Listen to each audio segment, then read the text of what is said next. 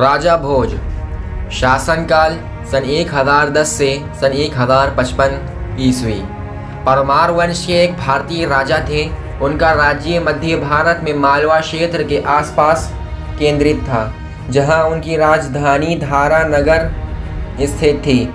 राजा भोज ने अपने राज्य का विस्तार करने के प्रयासों में अपने लगभग सभी पड़ोसियों के साथ विभिन्न स्तरों की सफलता के साथ युद्ध लड़े।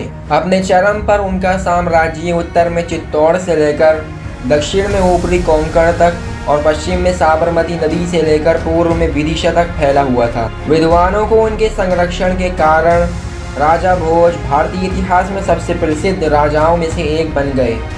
उनकी मृत्यु के बाद उन्हें एक धर्मी विद्वान राजा के रूप में कई किंवदंतियों में चित्रित किया गया।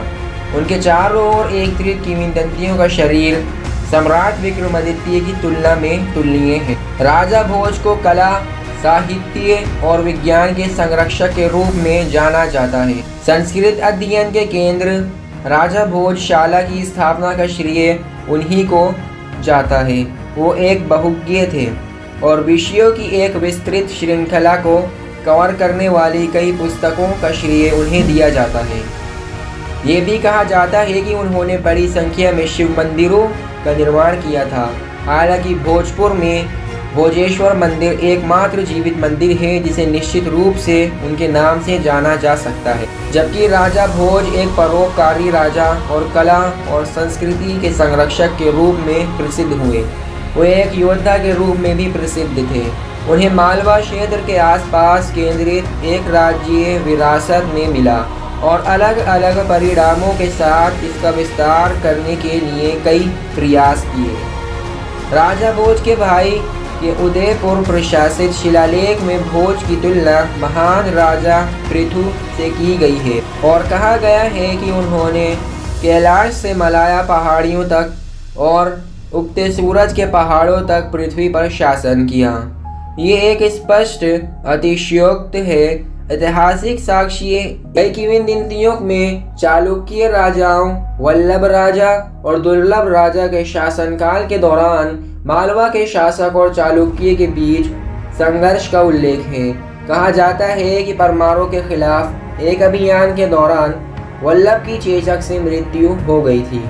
ये घटना राजा भोज के शासनकाल के शुरुआती दौर में या उनके पिता सिंधु राज के शासनकाल के दौरान हुई होगी। कहा जाता है कि वल्लभ के उत्तराधिकारी दुर्लभ ने एक संघ द्वारा किए गए हमले को विफल कर दिया था, जिसमें मालवा के शासक भी शामिल थे। लेकिन आधुनिक इतिहासकारों को इस कथा की प्रामाणिकता पर संदेह है। राजा भोज का पहला सैन्य आक्रमण सन 1018 ईस्वी के आसपास लता क्षेत्र पर उनका आक्रमण प्रतीत होता है। राजा भोज ने लता के चालुक्यों को अपने अधीन कर लिया, जिनके शासक पृथ्वीराज ने एक संक्षिप्त अवधि के लिए उनके सामंत के रूप में सेवा की होगी। लता पर भोज के आक्रमण ने उन्हें उत्तरी कोंकण के शिलाहारा साम्राज्य के करीब ला दिया, जो लता के दक्षिण में स्थित था। राजा भोज ने सन 1018 और सन 1020 ईस्वी के बीच शिलाहारा राजा अरिकेसरी के शासनकाल के दौरान कोंकणा पर आक्रमण किया और कब्जा कर लिया। उन्होंने ब्राह्मणों को उदार दान देकर इसे जीत का बड़े पैमाने पर जश्न मनाया। उनके 1020 ईस्वी के शिलालेख में कहा गया है कि उन्होंने एक कोंकण ग्रहण विजय पर्व का आयोजन किया।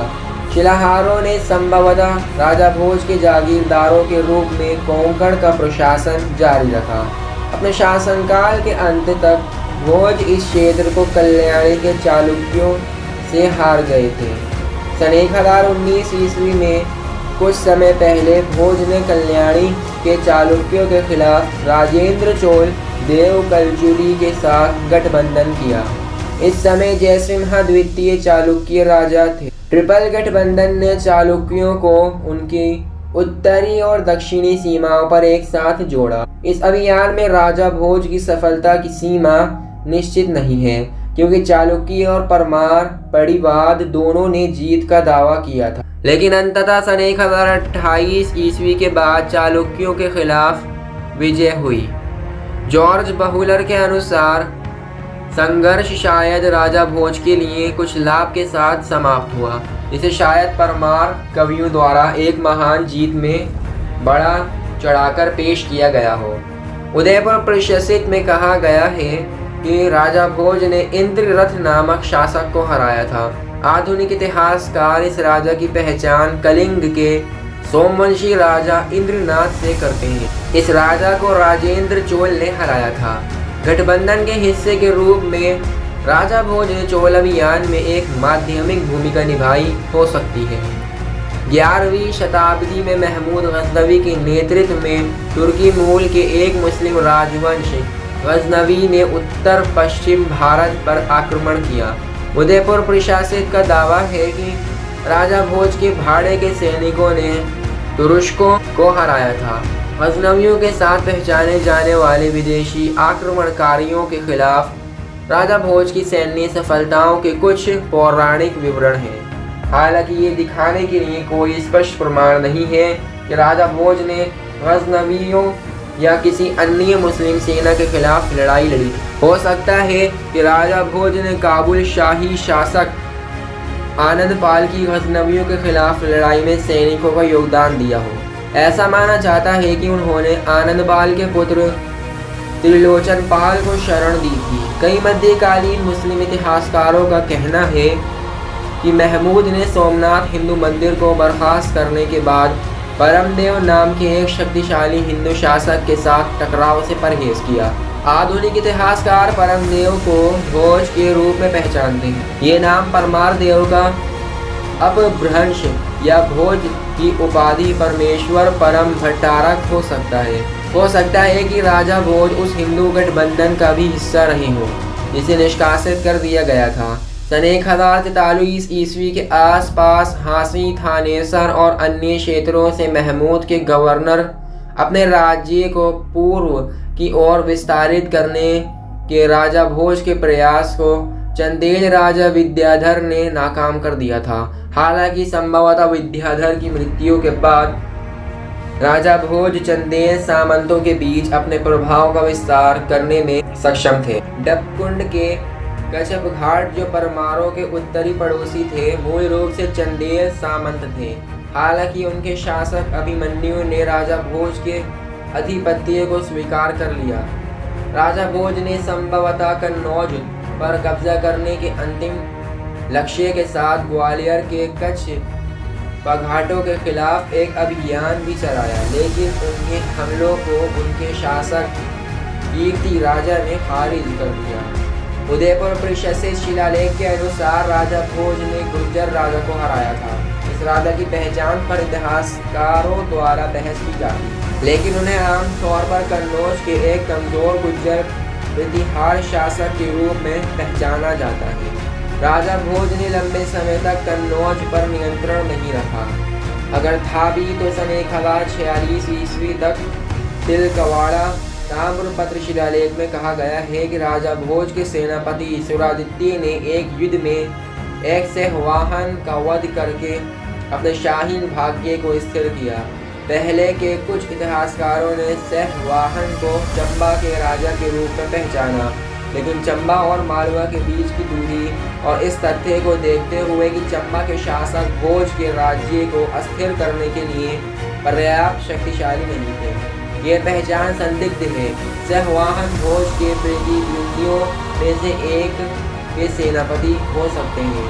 संभवतः कलचुगी राजा कर्ण राजा भोज ने शाकंभरी चंबन शासक वीरराम को हराया और मार डाला। इस सफलता से उत्साहित होकर उन्होंने नड्डुला के चाहमानों के विरुद्ध युद्ध भी किया, लेकिन इस दूसरे अभियान में उनकी सेना को पीछे हटने के लिए मजबूर होना पड़ा और उनका सेनापति साधा मारे गए। राजा भोज के शासनकाल के अंतिम वर्षों के दौरान सन 1042 ईस्वी के कुछ समय बाद जयसिम्हा के बेटे और उत्तराधिकारी सोमेश्वर प्रथम ने मालवा पर हमला किया और अपनी राजधानी धारा को बर्खास्त कर दिया। सन 1058 और सन 1067 ईस्वी के बीच के कई चालुक्य शिलालेख बताते हैं कि चालुक्यों ने धारा, उज्जैनी और मंडप सहित महत्वपूर्ण परमार शहरों को लूटा। चालुक्य सेना के जाने के तुरंत बाद राजा भोज ने मालवा पर अपना अधिकार वापस स्थापित कर लिया। फिर भी हार परमारों के लिए एक बड़ा झटका था और गोदावरी से नर्मदा तक उनके राज्य की दक्षिणी सीमा को पीछे धकेल दिया। हालांकि राजा भोज और कलचुरी राजा गांगेय चालुक्य के खिलाफ गठबंधन का हिस्सा थे, लेकिन राजा भोज ने गंगेय को हरा दिया। कब दुश्मन बन गए पता ही नहीं चला। एक सिद्धांत के अनुसार राजा भोज ने अपने चालुक्य अभियान से पहले गांगेय को हराया था, जिसमें गांगेय ने एक परमार जागीरदार के रूप में लड़ाई लड़ी होगी। एक विरोधाभासी सिद्धांत ये है कि चालुक्य अभियान के बाद सन 1028 ईस्वी और सन 1042 ईस्वी के बीच दोनों दुश्मन बन गए। उदयपुर प्रशासक का ये भी दावा है कि राजा भोज ने एक तो लला को हराया था, जो गांगेय के पूर्ववर्ती कोकल हो सकते थे। राजा भोज के शासन के अंतिम वर्ष के दौरान या उनकी मृत्यु के तुरंत बाद चालुक्य राजा भीम और कलचुरी राजा कर्ण ने उनके राज्य पर हमला किया।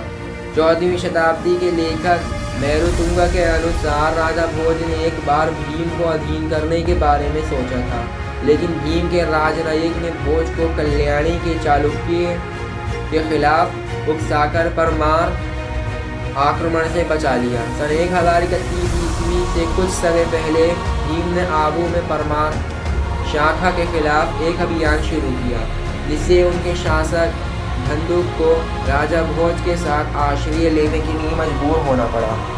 हेमचंद्र, जिन्हें चालुक्य का संरक्षण प्राप्त था, कहते हैं कि राजा भोज के सेनापति कुलचंद्र ने एक बार चालुक्य राजधानी को बर्खास्त कर दिया था, जबकि भीम सिंध सीमा पर युद्ध लड़ रहे थे। भीम ने बाद में कई बार मालवा पर हमला बोलने के लिए अपने सैनिकों को भेजा। मेरुतुंगा के प्रबंध चिंतामणि में कहा गया है कि एक बार दो ऐसे सैनिकों ने राजा भोज पर उनकी राजधानी धारा के आसपास हमला किया, लेकिन राजा परमार बाल बाल बच गए। मेरुतुंगा में यह भी कहा गया है कि कर्ण ने एक बार राजा भोज को युद्ध या महल निर्माण प्रतियोगिता के लिए चुनौती दी थी। राजा भोज, जो इस समय तक बूढ़े हो चुके थे, दूसरा विकल्प चुना। राजा भोज ये प्रतियोगिता हार गए, लेकिन उन्होंने कर्ण के अधिपत्य को स्वीकार करने से इनकार कर दिया। परिणाम स्वरूप कर्ण ने भीम के साथ गठबंधन में मालवा पर आक्रमण किया। मेरुतुंगा के अनुसार राजा भोज की मृत्यु उसी समय एक बीमारी से हुई जब सहयोगी सेना ने उनके राज्य पर हमला किया। चालुक्य संरक्षण के तहत लिखी गई कई साहित्यिक कृतियों से पता चलता है कि भीम ने भोज को अपने अधीन कर लिया था, जबकि भोज अभी भी जीवित थे। हालांकि ऐसे दावों की ऐतिहासिक साक्ष्यों से पुष्टि नहीं होती। दोस्तों, इसी में की नॉलेजेबल वीडियोस देखने के लिए हमारे चैनल फैक्ट नॉलेज वर्ल्ड को सब्सक्राइब करें, ताकि हमारे न्यू वीडियोस का नोटिफिकेशन आपको टाइम पर मिल सके। दोस्तों, मिलते हैं एक और न्यू वीडियो में, तब तक के लिए बाय।